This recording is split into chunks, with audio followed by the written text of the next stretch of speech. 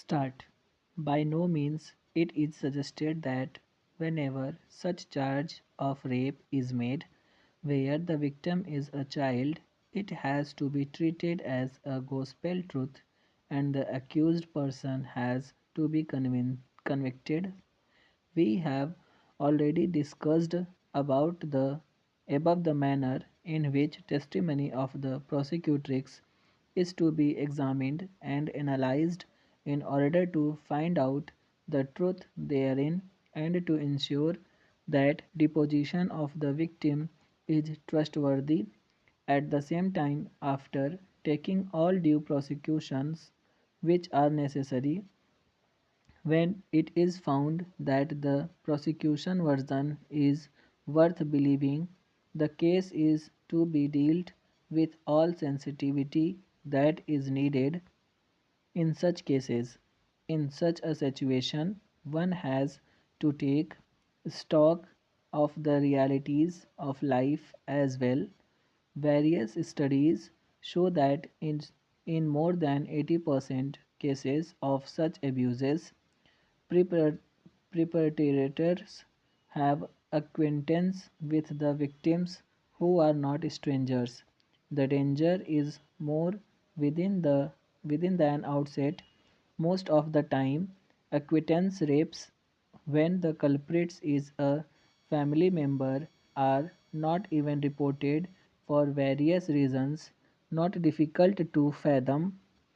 The strongest among those is the fear of attracting social stigma, another deteriorating factor which many times prevent such victims of their families to lodge a complaint is that they find whole process of criminal justice system extremely intimidating coupled with absence of victim protection machine mechanism.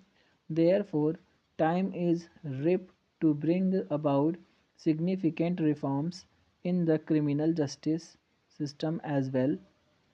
Equally, there is also a dire need to have a survivor centric approach towards victims of sexual violence, particularly the children, keeping in view the traumatic, long lasting effects on such victims. Para. After through analysis of all relevant and attendant factors, we are of the opinion that none of the grounds on which the High Court has cleared the respondent has any merit. By now, it is well settled that the testimony of a victim in cases of sexual offences is vital, and unless there are compelling reasons which necessitated looking for corroboration of a statement. The courts should find no difficulty to act on the testimony of the victim of a sexual assault alone to convict the accused. No doubt her testimony has to inspire confidence. Seeking corroboration to a statement before relying upon the same as a rule in such cases would literally amount to adding insult to injury. The deposition of the prosecutrix has thus to be taken a whole. Needless to reiterate that the victim of rape is not an accomplice and her evidence can be acted upon without corroboration. She stands at a higher pedestal than an injured witness does. If the court finds it difficult to accept her version, it may seek corroboration from some evidence which lends assurance to her version.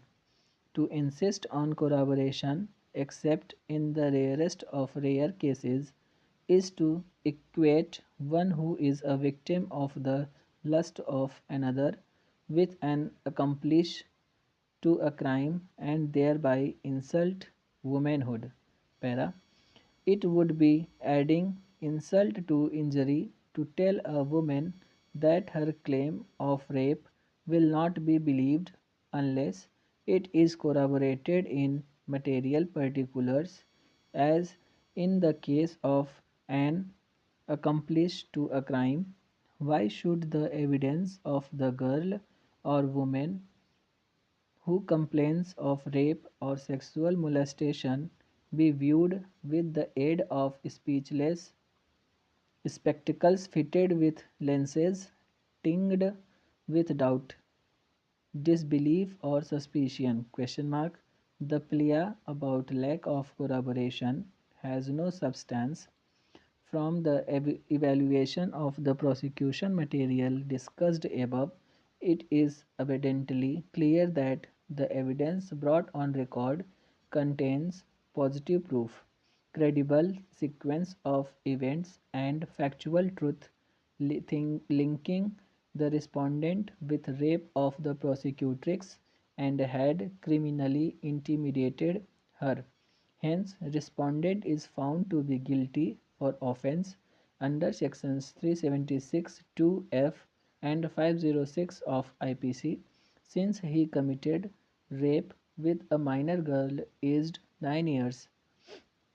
It is pertinent to point out at this stage that at the time of deposition of the prosecutrix in the court, the trial court had an opportunity to see her